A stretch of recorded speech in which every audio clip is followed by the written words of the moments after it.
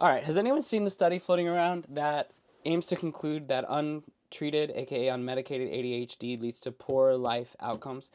It uses massive data dumps and statistical data sets to suggest that unmedicated ADHD is likely to lead to a long-term poor quality of life. Yesterday, a comment on one of my videos sent me this study, and it's a very convincing study indeed.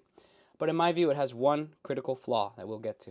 It measured general life outcomes between treated ADHD, untreated ADHD, and a neurotypical control group. These studies suggested positive outcomes using medication, using 9 variables to come to these conclusions that were drug use, addictive behavior, academic outcomes, antisocial behavior, social function, occupation, self-esteem, driving outcomes, service use, and obesity.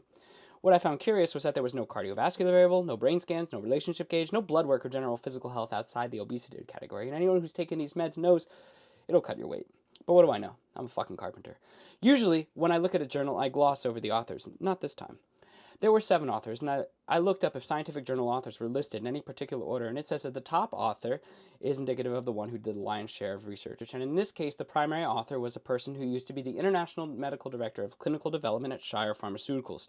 The second author was the Senior Director of Global Health Economics and Outcomes and Research at Shire Development, LLC. Then an adolescent psychiatrist, a senior lecturer in psychology, a chief editor of a biotech publication, a former consultant at Shire Development, LLC, and another child psychiatrist. The 2 primary authors of this journal are closely linked to Shire Pharmaceuticals. 42.85% of the individuals who worked on the statistic-based journal worked for, in some respect, Shire. And no, this isn't the Shire we all know and love. What does Shire Pharmaceuticals produce? Well, it produces a medication that I'm actually not sure I can say freely online, but it is probably the most common ADHD medication in the United States and the one that I particularly used to take as well. Do you think that there is an implicit bias of any kind for almost half the authors of a journal that suggests benefit from taking ADHD medication to be written by those who financially and professionally benefit from the sales of these medications? I look at this study and yeah, it's pretty convincing data, and I don't deny the data. But everyone knows you can lie with statistics. This journal is one of many that can be used to guide our choices about what we put in our bodies, and that is a free choice, and I am free to inform you of the details pertaining to the journal's authorship.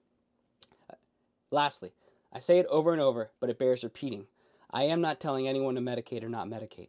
I am simply saying, wow, would you look at that? Have a great day.